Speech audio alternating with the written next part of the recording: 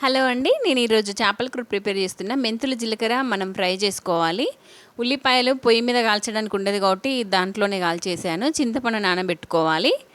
కొన్ని బియ్యం నీళ్ళు ఇస్తున్నానండి. బియ్యం నీళ్ళతోటి చేపలు కడిగితే నీసు వాసన రాకుంటుంటుంది. మనము కడాయిలో ఆయిల్ వేసుకొని దాంట్లో కొంచెం జీలకర్ర వేసుకొని ఈ ఆవాలు, మెంతులు, జీలకర్ర, ఉల్లిపాయలు కాల్చుకున్నది, ఒక టమాటా వేసి ఫ్రై చేసినది పేస్ట్ వేసాను. దాంట్లోనే పసుపు వేస్తున్నాను, అల్లం కూడా వేసాను. ఇది నూనె పైకి తేలిన తర్వాత మనం కారం వేసుకోవాలండి.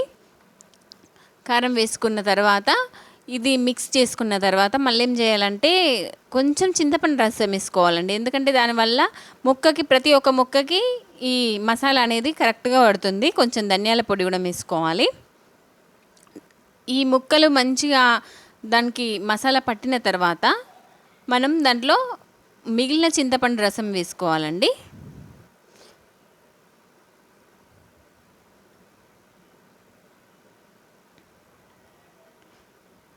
మంచిగా మనం ముక్కలు వేసిన తర్వాత కలపాలి. ఒకసారి మొత్తం మసాలా దానికి పట్టేటట్టు కలిపి ఒకసారి మూత పెట్టి తీసి తర్వాత మిగిలిన రసం వేసుకోవాలి, చింతపండు రసం. తర్వాత కొత్తిమీర వేసుకుంటే మన చేపల కూర మనం తినడానికి రెడీ అవుతుందండి.